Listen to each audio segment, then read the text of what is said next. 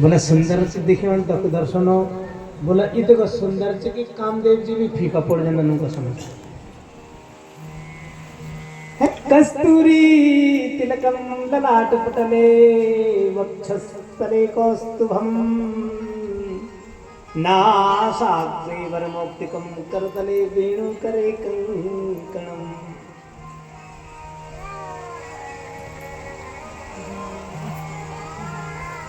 बोलो दुनिया में उससे सुंदर कोई है ही नहीं। अब तुमने रहने की बात करी तो रहने का थोड़ा विकट है भाई। जन्म मथुरा का कोई बोला कारागार में। अब आजकल बोले जाओ कि महाराज खानी सना जेल में 9 पैदा हुए ऊन बोल के 9 दिन नहीं ले आप हिम्मत कर तुम्हारे बोलना जो जल में जब कारागार में जेल खल मारो भगवान बोल ने बताओ तुम छोटी मोटी मतलब विडम्बनाओं से छोटे मोटे दुख से और दुखी भी हो। अरे जरा बारीकी से देखा महाराज हमारा दुख कि जेल खाना में होना चार बेबाक कारागार में बंद हो चले और कुछ देखो करो समझदार नहीं चले और ऊपर से महाराज जो मम्मा जो राजा वो मन उधर तैयार है ना। इससे बड़ी विकट स्थिति किसी की हो सकती है क्या? इससे बड़ा दुख किसी का हो सकता है क्या?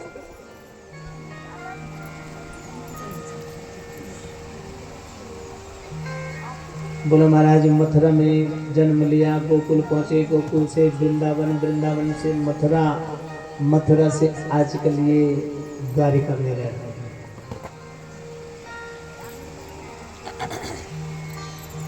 और बोला नाम क्या है? मोरा बोला महाराज नाम उनका कृष्ण है क्योंकि वर्ण श्याम है। नौनु काल नारद जी ने अपना मुखम बोल अब काल नौन क्या पसंद करना बोल बोला भाई वर्ण से क्या हो गुण हो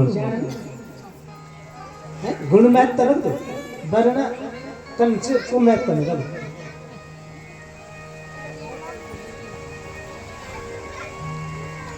और शरीर तो बड़ा सुंदर चल महाराज सर्व दुर्गुण भ्रांति कितने में सुंदरता बेकार। इस बात को रुक्मिणी मैया दरवाजे के पीछे से सुन रही है। अपने दुपट्टा में गांठ बांधी और निश्चय कर दिया विवाह करूंगी महाराज कन्हैया से करूंगी। नारद जी तो चले गए। महाराज भाई रुक्मिणी आ गया। अब पिता और पुत्र का वार्तालाप चल रहा है। राजा भीष्मक ने कहा है रुक्मिणी से बोला आज गुरुजी आए थे, नारद जी आए थे और हमने रुक्मिणी की बात चलाई और उन्होंने कहा है कि रुक्मिणी के लिए एक सुंदर बालक है, लड़का है। बोलो कौन है? बोला कृष्ण। जो रुक्मिणी को गुस्सा क्योंकि रुक्मिणी क्या ये उदंड है, ये आतताई है। मैं बार बार निवेदन करता हूँ कि हमारा जिस प्रकार का स्वभाव होता है प्रायशः मित्र मंडली हम वैसे ही पसंद करते हैं। इस रुक्मिणी की जो मित्र मंडली के सदस्य है ना उसमें शिशुपाल है, उसमें पौंड्रक है, उसमें दंतवक्र है, सारे आतताई उदंड आ जाते हैं क्योंकि स्वयं ने उदंड बोला जिसके घर का पता नहीं, जिसके कुल का पता नहीं। पिताजी आजकल मैंने सुना है कि भय के मारे महाराज वो समुद्र के बीच में रह रहा है। हमारी जो बहन रुक्मिणी है महाराज ठाट से रही है, राजाओं की बेटी है, राजकुमारी है और उस वाले के साथ उसका विवाह करेंगे। पिताजी मैं बहन रुक्मिणी का पहले ही रिश्ता करके आ चुका हूँ। कौन? बोला चेदी नरेश दमघोष का पुत्र शिशुपाल जो कि मेरा अभिन्न मित्र है और रिश्ता तय कर दिया, विवाह की तिथि भी तय कर दी। अब इन विचार कर ले कद को उदंड बोलो कि बे बाबू दगड़े में बात नहीं करी, भूली दगड़े में बात नहीं करी, पहले रिश्ता भी करे ना जो दिन भी कर लाती ये से ज्यादा उदंड नहीं भेज सकते। बोले पिताजी परसों बारात आ रही है, तैयारी करिए। रुक्मिणी ने सुना, रोने लग गई, विलाप करने लग गई। क्या करूं? पंडित जी की शरण में गई है, एक पत्र लिखा, बोलो गुरु जी इस पत्र को तुम और द्वारिकाधीश को देकर दिया। पंडित जी ने बोली ठीक है बाबा जान छोड़ने। पंडित जी महाराज तुरंत द्वारिका के प्रस्थान करे और द्वारिका में पहुंच गए। जैसे ही द्वारिका में पहुंचे हैं द्वारपालों ने महाराज सूचना दी पंडित जी आए तुरंत अंदर भेज दो। ऐसा द्वारकाधीश ने द्वारपालों को आदेश किया है। पंडित जी अंदर गए। महाराज द्वारकाधीश के चरणों में प्रणाम किया है। क्यों तो विप्र प्रसादा धरणी धरो हम विप्र प्रसादा अजिताजितो हम विप्र प्रसादा कमलावरोहम विप्र प्रसादा मम नाम राम। ब्राह्मणों की कृपा से तो महाराज मैं इतना बड़ा राजा हूँ। ब्राह्मणों की कृपा से मैं द्वारिकाधीश हूँ। चरणों में पड़े हैं। पंडित जी ने महाराज जो पत्र था द्वारिकाधीश के हाथ में दिया।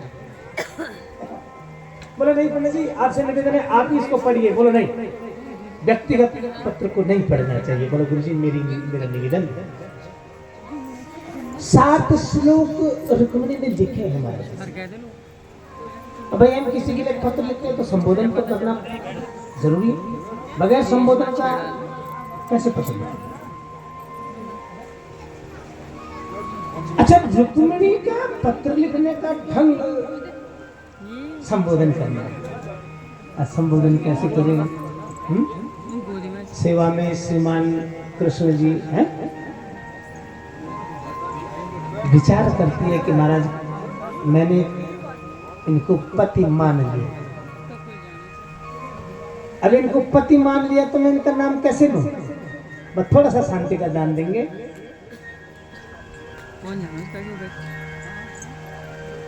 आज बात होनी चाहिए 3 अपने तरफ बेटे भी और लिख देना चाहिए। ये मर्यादा नहीं है क्योंकि मैंने मन से पति मान लिया।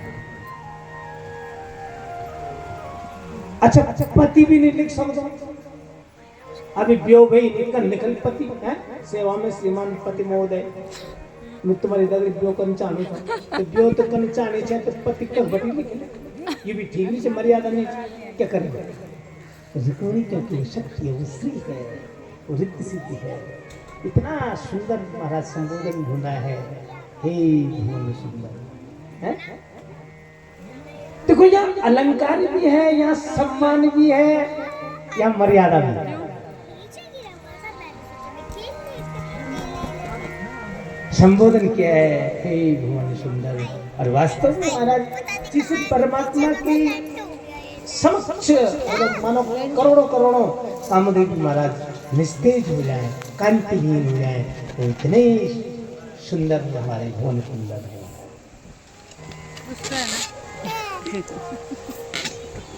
कि सुत्वाग्नान भुवन सुंदर श्रृणतांते